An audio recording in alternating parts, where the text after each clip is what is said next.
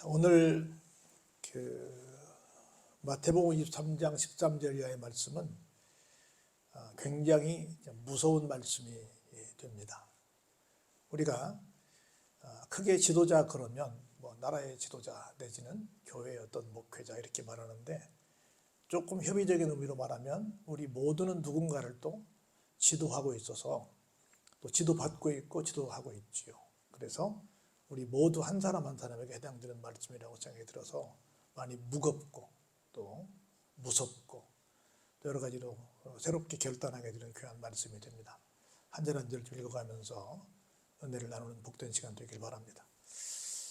좀 너무 무거운 얘기여서 가벼운 얘기를 하나 하고 말씀을 좀 살펴보도록 하겠습니다. 여러분, 이 세상에 수많은 곤충들이 있는데 그 수많은 곤충들 중에 가장 눈이 맑은 곤충은 어떤 곤충이라고 생각하시는지요? 저는 개인적으로 눈이 좀 별로 안 좋아서 눈에 대한 인사를 많이 받습니다. 많이 저에게는 그게 좀 불편한 인사고 좀 과하게 말하면 스트레스가 되는 인사인데, 눈이 맑은 사람들을 보면 참 많이 부럽습니다. 눈이 가장 맑은 곤충은 파리라고 합니다. 우리 날아다니는 파리요. 좀 의외죠. 자세히 들여다보면 사실은 얼굴을 보면 거의 얼굴의 전체가 아마 눈이라고 해도 과언이 아닐 정도로 큰 눈을 가지고 있습니다. 그런데 열심히 두 팔로, 어디가 팔이고 어디가 팔인지 모르겠지만 두 팔로 얼굴의 대부분을 차지하고 있는 눈을 열심히 청소하고 있습니다. 여러 개의 눈이 합쳐진 겹눈인데요. 이 겹눈에 먼지라도 앉으면 눈앞에 먹잇감이나 또는 자기를 죽이려고 하는 적들의 모습이 여러 개로 펼쳐 보인다고 합니다. 그래서 먹잇감을 잡기 위해서, 적들의 공격을 막기 위해서 끊임없이 눈을 맑고 밝게 해야 한다고 합니다. 우리도 팔복 중에 마음이 청결한 자는 하나님을 본다고 했는데, 하나님을 뵙기 위해서 또 정상적인 삶을 살기 위해서 끊임없이 우리의 마음의 눈을 밝게 해야 될 줄로 믿습니다. 그래서 참 파리에게서 귀한 것을 배우게 됩니다. 오늘 그렇지 못한 어른들을 좀 보면서 함께 반면교사 삼는 귀한 시간 되기를 바랍니다. 여기 13절에 무겁게 말씀을 시작합니다. 화 있을진저. 우리는 이 화자가 뭐가 되어야 되겠어요? 복 있을진저가 되어야 될 줄로 믿습니다. 반대로 하면 화 있을진저가 복 있을진저로 바뀔 줄로 믿습니다. 어떤 사람들에게 화가 있냐, 있다라고 단정지어 말씀하시냐면 서기관들과 바리새인들을 향해서 그렇게 말씀을 하십니다. 그러면서 이들을 단적으로 어떻게 표현하고 계시냐면 예수님의 말씀이에요. 바리새인과 서기관들은 외식하는 사람들이다, 이렇게 단정지어 말씀을 하십니다. 우리 잘 아는 것처럼 외식이라고 하는 것은 겉과 속이 다른 모습이다, 이렇게 말씀드릴 수 있습니다. 그래서 겉과 속이 다른 사람들을 향해서 어떤 사람들이라고 말씀하시냐면 두 가지로 말씀하십니다. 우리 성도들의 목적지, 우리가 달려가는 목적지가 있는데, 우리가 달려가는 목적지는 어디지요? 천국이지요. 천국에 가려면 어디로 가야 돼요? 천국 문으로 가야죠. 천국 문에 가야 들어갈 거 아니에요. 천국 문이 우리의 목적지입니다. 천국 문, 천국 다 마찬가지지요. 그런데 이렇게 말씀하세요. 너희는 천국 문을 어떻게? 사람들 앞에서 닫고 있는 사람들이다. 교회의 지도자들은 천국 문을 향해서 달려가는 사람이에요? 천국 문을 닫는 사람이에요? 달려가는 사람이지요. 그런데 두 가지 죄를 짓고 있다. 하나는 너희도 천국에 들어가지 않고, 심지어 들어가려 하는 사람들도 들어가지 못하게 하고 있다, 이렇게 지적하십니다. 그런 너희는 뭐가 있다? 화가 있다라고 말씀을 하고 계신 겁니다. 그러면서 14절은 아마 이어서 더 심하게 뭐라고 욕을 하신 것 같아요. 그래서 아마 여기다 글을 쓰기 곤란해서 그런지 14절은 뭐요? 없음이라고 써놨어요. 근데 아마 이어서 아마 더 심한 말씀을 하신 건 아닐까 하는 유추를 좀 해봅니다. 더 많이 크게 무서운 말씀으로 나무라지 않으셨을까? 근데 없으니까 그 해석은 할 필요가 없지요. 그러면서 계속 똑같은 화에 대한 말씀을 이어가십니다. 화 있을진저 누구에게? 역시 서기관들과 바리새인들이요. 어떤 서기관과 바리새인? 외식하는 서기관과 바리새인들. 이들은 성경을 잘못 해석하는 사람들이기 때문에 이 15절에 이 서기관과 바리새인들은 오늘날 누구라고 말할 수 있냐면 이단이라고 말할 수 있어요. 이단들을 가만히 생각해 보시기 바랍니다. 이들은 이렇게 합니다. 너희는 교인 한 사람을 얻기 위해서 어떻게 해요? 심지어 바다도 건너가고 육지를 두루 다니기도 하면서 정말 열심히 특심이 되어서 정말 전도하긴 하는데 전도해서 데려오면 어때요? 너희도 외식하는 자들이 되어서 지옥 백성이 되지만 지옥 자식이 되지만 누구도? 데려온 그 사람도 지옥 자식이 되는데 어떤 지옥 자식이에요? 너희보다 더 지독한 지옥 자식으로 만들고 만들어. 미안하지만 이단에 가 있는 사람들은 다 어디로 가요? 저 상태로 끝까지 가면 지옥에 가지요. 근데 점점 더 열심히 특심인 사람으로 만들어 놓으면 역시 그들을 따라가는 사람도 똑같이 지옥행이 되지요. 그의 길을 똑같이 하는 겁니다. 그래서 열심 너무 좋지요. 그런데 그 열심이 잘못된 열심이라고 한다면 그것은 뭐를 초래한다? 화를 초래하게 된다라고 하는 겁니다. 그러면 꼭 저 밖에 있는 이단 공동체에만 그런 사람들이 있을까요? 그렇지 않습니다. 교회 안에도 열심히 있는 사람들 많습니다. 그런데 미안하지만 열심히 있는 사람들 때문에 곁에 있는 성도들이나 목회자들이 굉장히 신앙생활을 하는데 부대낄 때가 많습니다. 열심히 있는 건 좋은데 그 사람들은 그렇게 말합니다. 아, 내가 열심히 하니까 내가 기준이야, 내가 법이야, 내 말이 맞아 하고 내 주장을 열심히 내세웁니다. 나 열심히 하잖아, 나 헌금도 많이 하잖아, 나 충성도 많이 하잖아, 내가 제일 열심히잖아, 그러니까 내가 오라 해가지고 막 늘 자기 주장하고 자기가 대장 노릇 하려고 그러고 자기 마음대로 모든 것을 하려고 하는 그런 열심꾼들이 교회 안에 많이 있습니다. 이 사람들도 역시 굉장히 다른 사람들에게 불편을 주는 그런 존재가 될 수 있습니다. 하지 말라는 건 아닙니다. 할 때 열심히 하시기 바랍니다. 그런데 자기 혼자 하세요. 그럼 누군가가 존경하고 본을 받아서 스스로 따라가서 합니다. 그런데 내가 하니 너도 해라 막 지시하고 교회 오고 막 그러면 지시하는 사람들이 있죠. 대장 노릇 하는 사람들이 있습니다. 열심히 있어요. 분명히 그 사람들이 교회에 기여한 바가 큽니다. 제가 목회하면서 보니까 그런 사람들 너무너무 소중해요. 그런데 그게 득도 있지만 실도 많아요. 또 그 사람들이 또 오래 가냐? 또 그렇지 않을 수도 있어요. 이런 특징들을 갖고 있어서 이런 사람들을 향해서 뭐가 있다고 그래요? 화가 있다고 그래요. 열심히 하지 말라는 건 아니에요. 하나님 앞에 열심히 하시기 바랍니다. 이 사람들은 미안하지만 누구 앞에 열심히 해요? 사람들 앞에 열심히 해요. 우리는 뭐 그런 상황은 아니지만 상당수의 교회는 뭘 목표로 해요? 어떤 직분을 또 뽑을, 직분자를 뽑을 때, 또 뭐 할 때, 뭐 어떤 자기의 어떤 목적이 있어. 그리고 순수하게 그렇게 하는 모습들이 아닌 경우가 많이 있어요. 그래서 많은 목사님들이 그런 얘기를 해요. 안수 집사님 될 때는 정말 죽도록 충성하고 정말 저렇게 신실한 신자가 없더니 장로님 되고 난 다음에는 저 사람이 그 사람 맞아? 똑같은 사람이야? 하는 이야기들이 너무 많은 거야.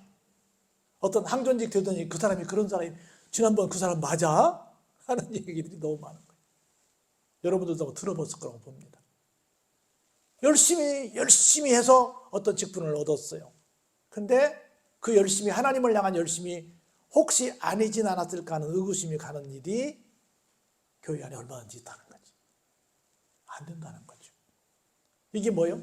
외식하는 거죠. 겉과 속이 달랐다는 거죠. 목사면 뭐하고 장로면 뭐하고 안수집사면 뭐하고 집사면 뭐할 거냐는 거죠. 하나님 앞에 얼마나 신실하게 끝까지 같은 마음으로 가는 것이 중요하지. 뭐 됐으니까. 그래서 우리는 열심히 있는 사람들 보면 무서워. 열심히 있는 사람 보면 좋아야 되는데 무서워 이게. 그럼 되겠어요. 그래서 안 된다. 얼마나 멋있어요. 바다를 건너고 육지를 두루다니면서 막 제자를 삼켰다고 뛰어다니는데 얼마나 좋아요. 얼마나 필요해요. 근데 이게 나의 기준, 내 의가 강해가지고 이렇게 하면 다른 사람들에게 안 된다는 거죠. 열심히 하면 다른 사람들이 편해야 되는데 열심히 하는 사람 옆에 가면 내가 괜히 막 부담되는 거야. 불편한 거야. 그럼 교회에 오면 행복하겠어요? 그 사람 보면 괜히 막 주눅 들고 나는 왜 저렇게 못하지 그러고 막 괜히 여러 가지 복잡한 생각이 많이 들죠. 아니에요. 옆에 있는 사람을 편하게 해드리는 여러분 되시기 바랍니다. 열심히 그래야지. 볼까요? 또 계속 얘기합니다. 눈먼 인도자여 뭐요? 화가 있다. 눈먼 인도자는 뭡니까? 말씀이 기준이 되지 않고 말씀을 몰라. 그냥 자기 마음대로 내가 이렇게 하면 이게 옳을 것 같아 하고 말씀과 상관없이 내 주장을 하는 사람들을 눈먼 인도자라고 그래요. 어떤 사람인가 볼까요? 그들이 이렇게 말합니다. 누구든지 야 성전으로 맹세하면 아무 일 없어. 그건 아무 효력이 없어.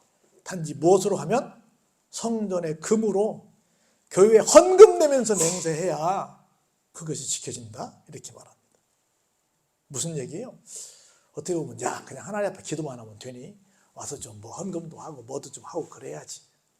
우리 미안하지만 저도 부흥사 중에 한 명이지만 부흥사들 그런 얘기 하잖아요. 여러분 복 받고 싶으세요? 오늘 부흥회 하는데 오늘 저녁에 특별히 뭔가 목적 헌금을 드리고 하나님 앞에 기도 받으시고 이번 이 성령회 때 꼭 응답 받으시기 바랍니다. 여러분 하나님 앞에 예물 드려야 여러분들의 기도가 응답됩니다. 이렇게 하는 부흥사들 많이 있잖아요. 우리 옛날에 지금은 그렇지 옛날에 그런 얘기 많이 들었잖아요. 똑같은 얘기야. 그래서 뭐 하나님께 뭔가 보이라고 하는 것은 좀 비슷한 말 같아. 좀 맞는 말 같기도 해. 그런데 딱 이 생각이 드는 거야. 한 번은 막달라 마리아가 300데나리온에 막 옥합을 깨트려서 예수님께 드렸더니 사람들이 여기서 말이 많이 나왔어요. 그 중에 가룟 유다가 뭐라고 말해요? 아니 1년치 봉급을 한 번에 쏟아붓더니 저거 갖다 팔아서 다 가난한 사람들 주면 너무너무 좋을 텐데 구제헌금으로 드리지 왜 저렇게 허비해 낭비해 저건 잘못된 거 아니야? 이렇게 막 수덕수덕 했어요. 근데 진짜 가룟 유다가 가난한 사람 도우려고 그렇게 말했을까요? 아닌 거 우리 잘 알잖아요. 어떻게 하려고? 자기가 그 돈 빼돌리려고 그랬잖아요. 이 사람들이 진짜 하나님께 헌금하면서 맹세하라고 했을까요? 아니죠. 그 돈 똑같이 가룟 유다처럼 자기들이 갈취하려고 하는 못된 의도가 있는 거죠. 그러면서 볼까요? 어리석은 맹인들이 어느 것이 크냐? 금이 큽니까? 금을 거룩하게 하는 성전이 큽니까? 말해 뭐해. 똑같은 예물도 어떤 것이 되면 진짜 가치가 있어요? 성전에 바쳐지면 진짜 가치가 있는 거죠. 이 마이크도 어디에 있냐에 따라서 이게 성물이 되고 그냥 일반 기물이 될 수 있는 거죠. 당연한 거 아니에요? 너희가 또 이러도 볼까요? 누구든지 제단으로 맹세하면 아무 일 없거니와 그 위에 있는 뭘로? 예물로 맹세하면 지키라. 계속해서 뭔 얘기하는 거예요? 우리말에 무엇은 관심이 없고 무엇에만 관심이 있다는 말을 계속 하고 있는 거예요. 또 똑같이 반복합니다. 맹인들이 어느 것이 그냥 예물이냐? 그 예물을 거룩하게 하는 제단이냐? 비교가 될 수 없죠. 제단이 크지요. 그러므로 제단으로 맹세하는 자는 제단과 그 위에 있는 모든 것으로 맹세하며 성전으로 맹세하는 자는 성전과 그 안에 계신 주님으로 말미암아 맹세하는 거라 그 말이지요. 하늘로 맹세하는 자도 마찬가지죠. 하나님의 보좌와 그 위에 앉으신 하나님으로 맹세하는 것이지 어떤 그 물질로 하는 것은 아니다는 얘기를 단순한 진리를 얘기하고 있는 거예요. 그러면서 이들에게 뭐라고 말해요? 화 있을진저 외식하는 서기관들과 바리새인들이요. 그러면서 보세요. 이게 정확한 아까 지금까지 쭉 말씀드린 걸 결론적으로 얘기하는 거예요. 너희가 드리는 예물의 종류를 말합니다. 박하와 회향과 근처의 11조는 드리지만 율법에 더 중한 바 뭘 버렸다? 정의와 긍휼과 믿음은 버린. 사실은 마음은 겉은 뭐 섬기는 것처럼 보이고 뭐 이렇게 하나님께 드려야 되는 거 아니야 하고 말은 맞는 듯 하지만 사실은 그 속에 진짜 정의와 진짜 긍휼히 여기는 마음과 진짜 하나님을 향한 믿음은 없다. 그런 거로 너희들은 어떤 놈들이다? 외식하는 놈들이다 라고 주님께서 지적을 하시고 계신 겁니다. 그래서 주님 정답을 말씀하십니다. 당연히 물질로 드려야 되지.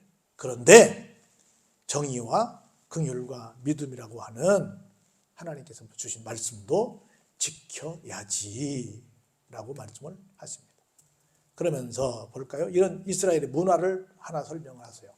맹인된 인도자여 하루살이는 걸러내고 낙타는 삼키는 도다. 하루살이는 걸러내고. 이게 무슨 얘기냐면